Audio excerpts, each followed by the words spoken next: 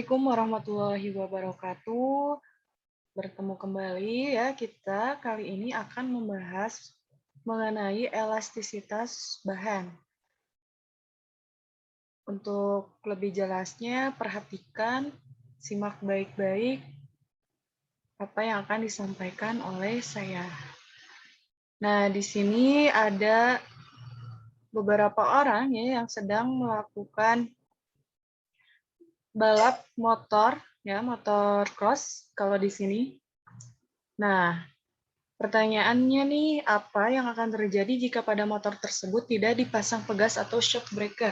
Ya, baik pada motor cross atau motor-motor lainnya, coba kalian bayangkan ya, nanti kalau kalian misalnya mengendarai sepeda motor, kemudian ada jalan yang berlubang atau ada polisi tidur, pasti nanti kita posisi duduknya tidak akan nyaman ya, akan sakit saat melewati jalan yang bolong, berlubang, atau polisi tidur tersebut. Sehingga pegas itu sangat bermanfaat ya digunakan di dalam motor. Nah, kalau di mobil bagaimana? Apakah ada pegas atau tidak? Nah, coba kalian cari tahu. Oke, berikutnya ada sifat-sifat bahan. Yang pertama, sifat bahan elastis atau elastisitas, yaitu kemampuan suatu benda untuk kembali ke bentuk awalnya segera setelah gaya luar yang diberikan kepada benda itu dihilangkan. Misalnya ini karet, kita tarik sedikit, kemudian lepaskan, maka akan kembali ke bentuk awalnya. Begitupun misalnya pada per, kemudian pada busur panah ya. Ketika ada tarikan, ketika menarik panah, maka tali busurnya akan tertarik. Kemudian ketika panahnya dilepaskan, maka tali busurnya akan kembali ke posisi awalnya.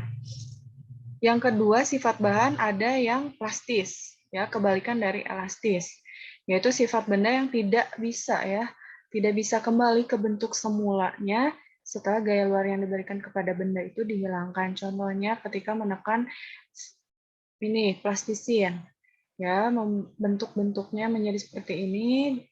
Ketika kita lepaskan tekanannya, maka si plastisin ini bentuknya ya sudah itu bentuk akhirnya, tidak bisa kembali ke bentuk semula. Begitupun misalnya contoh lainnya pada tanah liat, ketika kita tekan-tekan, maka dia kemudian ketika kita lepaskan tekanannya, maka bentuk tanah liatnya akan seperti yang kita tekan ya, tidak kembali ke semula.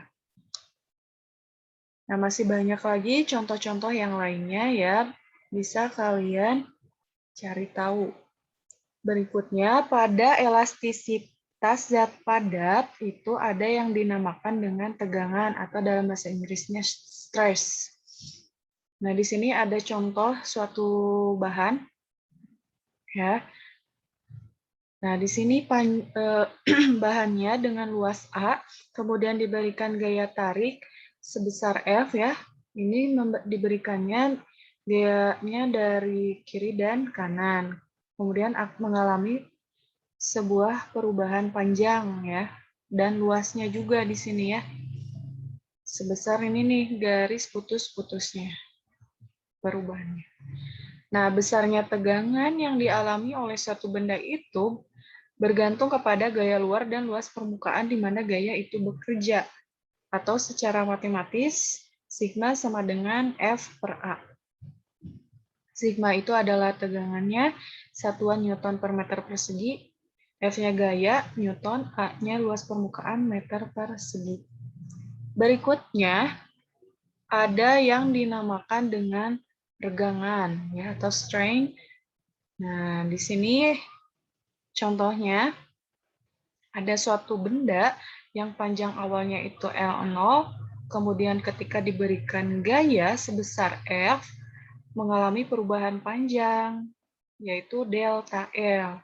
Nah, regangan itu diartikan sebagai perbandingan antara pertambahan panjang ini ya dengan panjang benda awalnya, L0-nya. akibat adanya gaya luar. Atau secara matematis, regangan itu sama dengan delta L per L0. Nah, karena di sini satuannya sama-sama meter, kemudian dibagi, maka regangan ini tidak memiliki satuan ataupun dimensi.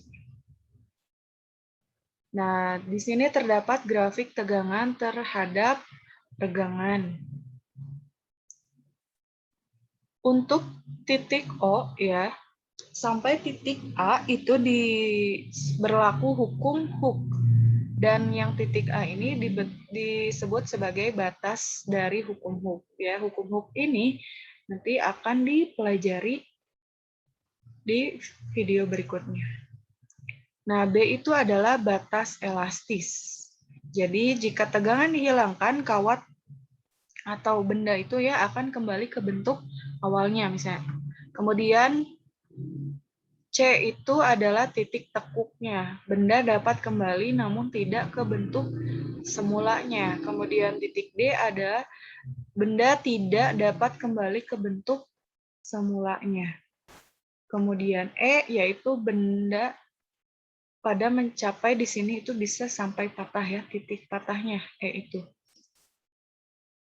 Misalnya kalau karet kita tarik terus sampai panjang, nanti lama-kelamaan dia akan putus ya. Itu. Kemudian di sini titik O sampai B itu disebut dengan daerah elastis, dan dari titik B ke titik E itu disebut daerah plastis.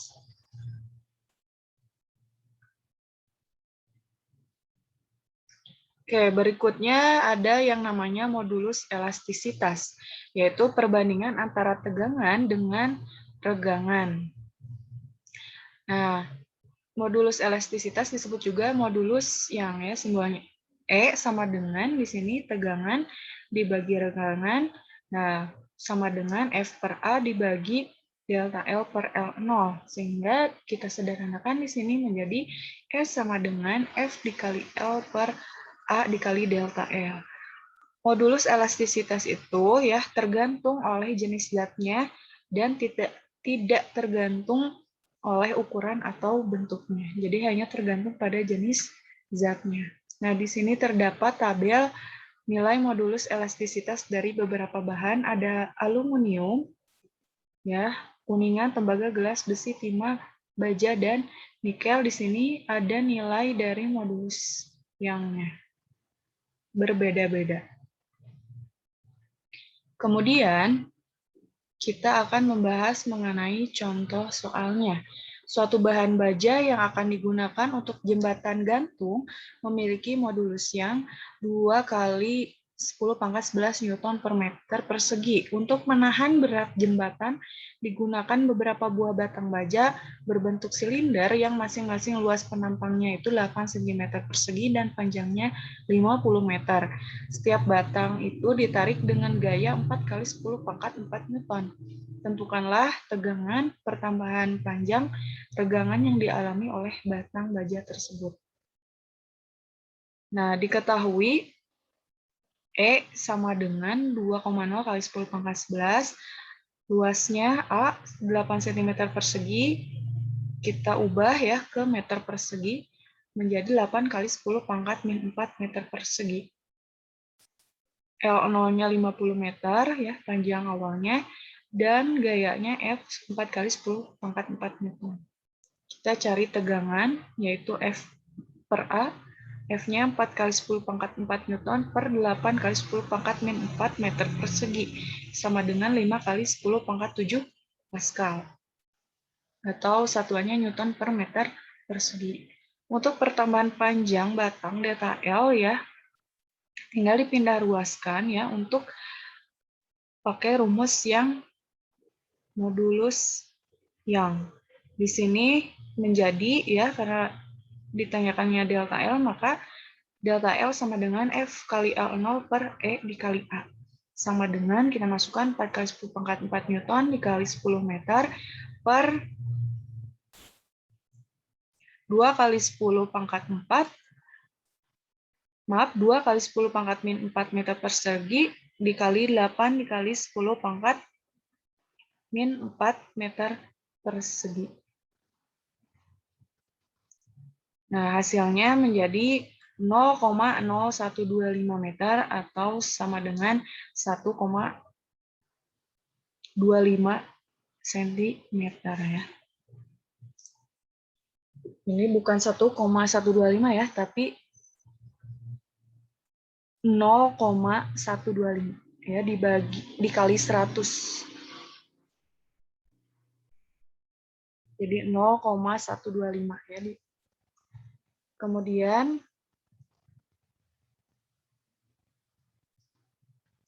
untuk menghitung regangannya, yaitu delta E sama dengan delta L per L0 sama dengan 0,0125 meter per 50 meter sama dengan 2,5 kali 10 pangkat min 4. Nah, ini tidak ada satuannya karena meter, coret meter per meter.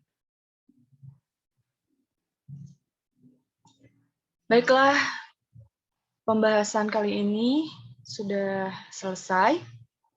Terima kasih yang sudah menyaksikan videonya. Semoga ilmunya bermanfaat. Mohon maaf apabila ada kekurangan ya.